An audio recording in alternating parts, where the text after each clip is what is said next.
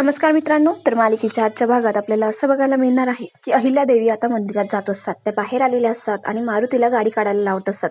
तेवढ्यात त्यांच्या असं लक्षात येतं की त्या बटवा विसरलेला आहेत. म्हणून त्या म्हणतात की मारुती थांब, मी बटवा घेऊन येते. मारुती म्हणतो थांबा मॅडम, मी घेऊन येतो. अहिल्या म्हणते नको नको, मीच जाते आणि बटवा घेऊन येते.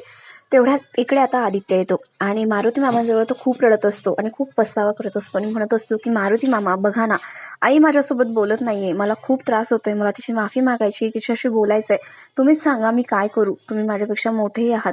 त्यावर आता मारुती म्हणतो की नाही आदित्य सर, मी आता तुमच्यापेक्षा लहान आहे, कारण तुम्ही मोठे झालेले आहात.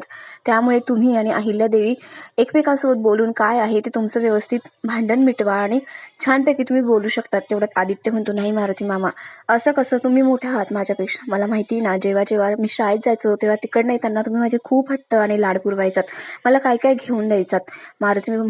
मारुती म्हणतो की आदित्य बाबा, तुम्ही जेव्हा लहान होता, तुम्हाला शाळेत काही झालं, कोणी शिक्षा केली तर तुम्ही माझ्याकडे यायचात आणि असंच रडायचात. पण मला आता बघत नाहीये, कारण तुम्ही आता मोठे झालेले आहात आणि माझी खात्री, तुम्ही जर अहिल्या मॅडमांसोबत सगळं काही बोललात ना, सगळं नीट होईल.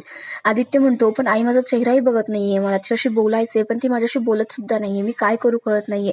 मारुती मामा, तुम्ही माझं एक छोटंसं काम कराल का? त्यावर मारुती म्हणतो हो ठीक आहे.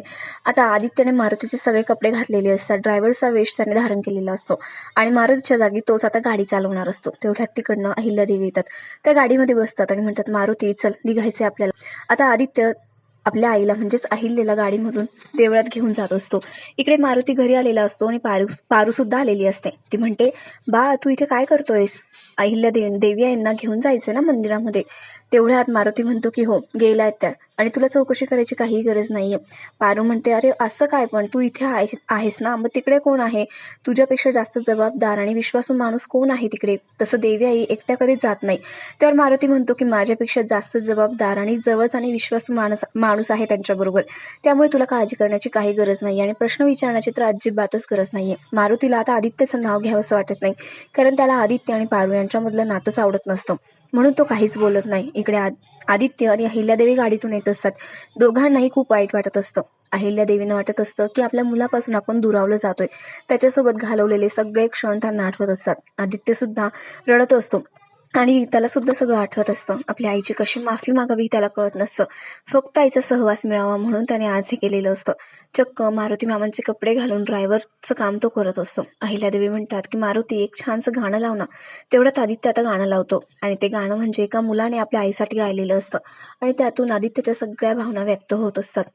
इकडे आता देऊळ येतं आणि गाडी थांबवण्यात येते. अहिल्यादेवी खाली उतरतात आणि मंदिरात जातात आणि चप्पल काढून ते आतमध्ये गेलेल्या असतात. तेवढ्यात तिथे एक बाई येते, ती सुद्धा दर्शनासाठी आलेली असते आणि ती आपल्या चपला अहिल्यादेवींच्या चप्पलवरती काढते आणि तिचा पाय चुकून अहिल्यादेवींच्या चप्पलला लागतो आणि आदित्य बाहेर आलेला असतो. तो हे सगळं बघतो आणि त्याला ते सहन होत नाही. तो म्हणतो माझ्या आईच्या चपलेला कुणाचा पाय लागता कामा नये, म्हणून तो तिथे जातो आणि त्या बाईच्या चपला आपल्या हाताने दूर करतो. आपल्या आईची चप्पल आपल्या हातामध्ये घेतो, तिला पुसतो, तिच्या पाया पडतो. अहिल्यादेवी मंदिरात आलेल्या असतात. त्यांना बघून गुरुजी म्हणतात की तुम्ही आज इथे? तेवढ्यात अहिल्यादेवी म्हणतात की हो, मन जरा अशांत होतं आणि शांत वाटावं म्हणून मी देवळात आले. तेवढ्यात गुरुजी म्हणतात की अहो, मन हे आपलाच एक भाग असतं, त्याला शांत कसं ठेवायचं हे आपल्या हातात असतं. जाऊ द्या, तुम्ही आला आहात ना, मग तुमच्या हातानेच अभिषेक करूया. आता अहिल्यादेवी म्हणतात ठीक आहे, मी फुलं घेऊन आली बाहेरून आणि त्या फुलं आणण्यासाठी येतात, पण त्यांच्या लक्षात येतं की त्यांच्याकडे बटवाच नाहीये.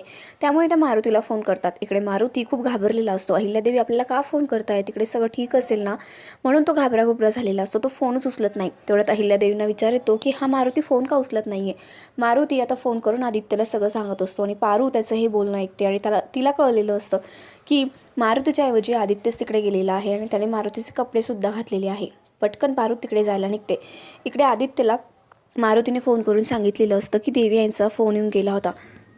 आदित्य म्हणतो ठीक आहे, तुम्ही फोन उचला आणि काय म्हणणं आहे ते ऐकून घ्या. मारुती आता अहिल्यादेवींचा फोन उचलतात. अहिल्यादेवी म्हणतात मारुती कुठे आहेस तू, मला बटवा हवा होता आणि मी येते तिकडे. मारुती म्हणतो तुम्ही तिथेच थांबा, मी करतो काहीतरी, आणि तो आदित्यला फोन करून सगळं सांगत असतो. आदित्य म्हणतो ठीक आहे. तो आता बाहेर येतो गाडीच्या आणि फुलं विकत घेत असतो आणि फुलवाल्या मावशींना पैसे देण्यासाठी त्याच्याकडे पैसेच नसतात. तो म्हणतो मी ऑनलाईन पे करतो, पण त्या मावशी म्हणतात की नाही, ऑनलाईन मी घेत नाही, मला कॅशच हवी. तेवढ्यात तिथे पारू येते आणि त्या बाईचे पैसे देते.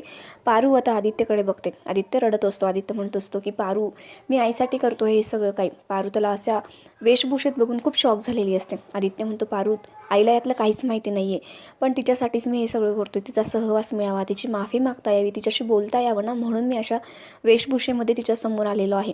आणि तू हे फुलं जाऊन ना आईला दे, ती आतमध्ये असेल. इकडे अहिल्यादेवी आतमध्ये आलेल्या असतात मंदिरात. पारू जाते आणि त्यांना फुलं देते आणि म्हणते की मला बाने पाठवलेलं आहे फुलं घेऊन. इकडे पारूला बघून अहिल्यादेवी म्हणतात, तू इथे काय करते? पारू म्हणते की मला बाने सांगितलं तुम्हाला फुलं द्यायला, आणि ती अहिल्यादेवींना फुलं देते. अहिल्यादेवी म्हणतात, चला आपण मिळून पूजा करूया. तेवढ्यात पारू म्हणते, मी? अहिल्यादेवी म्हणतात, हो अगं, देवासमोर कोणीही लहान मोठं नसतं, सगळे सारखे असतात. चल, अभिषेकाची तयारी झाली आहे, आपण जाऊन पूजा करूया. आता गुरुजी फुलं वगैरे घेतात, सगळी पूजा होते. नंतर आरतीला सुरुवात होते. आदित्य तिथे आलेला असतो. अहिल्यादेवी डोळे मिटून देवीची प्रार्थना करत असतात आणि आरती करत असतात. आणि आदित्य त्यांच्या बाजूला उभा असतो. तो आपल्या देवी समान आईकडे बघतो, तिला हात जोडतो, जणू काही तिची मनातल्या मनात माफी मागत असतो आणि बाजूला जाऊन लपतो. तेवढ्यात अहिल्यादेवी डोळे उघडतात. आरती झालेली असते.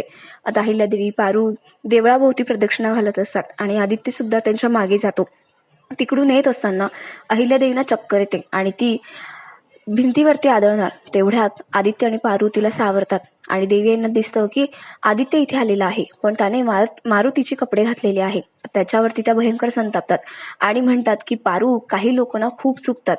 काही माणसं असतात जी एक खोटं लपवण्यासाठी 10 खोटं बोलतात, आणि काही लोक असतात की जे एक चूक लपवण्यासाठी किंवा ती बरोबर करण्यासाठी अजून चुका करतात. पण त्यांना हे कळत नसतं की हे करताना त्यांच्या घराण्याची, कुटुंबाची आबरू आणि प्रतिष्ठा ही धुळीला मिळते आहे. आणि त्या आदित्यला आता जणू काही रागवतच असतात. आदित्य म्हणतो, आई मला माफ कर ना, आणि त्याचे डोळे भरून आलेले असतात. तो रडत असतो. तेवढ्यात अहिल्यादेवी म्हणतात की मारुती कुठे, आणि तो असा बेजबाबदारपणे कसा काय वागू शकतो? मला त्याच्याकडनं ही अपेक्षा नव्हतीच. मुळात ही काही धर्मशाळा नाहीये. अहिल्यादेवी किर्लोस्करांच्या घरी कसंही वागावं आणि विचारायचं नाही मला कोणीही, हे चालणार नाही. ज्याची त्याची शिक्षा त्याला भोगावीच लागेल. आता बघतेच मी की माझ्या विश्वासाला तडा जाऊ देणाऱ्या लोकांना कोण वाचवते येते. आणि त्या खूप संतापलेल्या असतात आणि घाईघाई तिथून निघून जातात. इकडे आदित्य, पारू त्यांना थांबवण्याचा खूप प्रयत्न करतात, पण अहिल्यादेवी काय ऐकत नसतात. मारुती मामा आता घरी खूप टेन्शनमध्ये आलेले असतात आणि विचार करत असतात की तिकडे सगळं काही ठीक असेल ना? आदित्य बाबा अहिल्यादेवी समोर आले असतील का आणि पकडले गेले असतील का? आता माझं काय होईल? त्याला खूप टेन्शन आलेलं असतं. तेवढ्यात पारू तिथे घाईघाईने आलेली असते आणि ती खूप घाबरलेली असते. मारुती म्हणतो, काय झालं तुला? तेवढ्यात पारू म्हणते की तिकडे आदित्य सर आणि अहिल्यादेवी. तेवढ्यात मारुती म्हणतो, काय तू तिकडे गेली होतीस? तुला कोणी सांगितलं होतं तिकडे जाण्यासाठी, आणि तुम्हाला विचारलं सुद्धा नाही? आता तो पारूवर खूप संतापलेला असतो आणि परत एकदा पारूवरती नाराज झालेला असतो. आणि आपला आजचा हा भाग इथेच संपतो.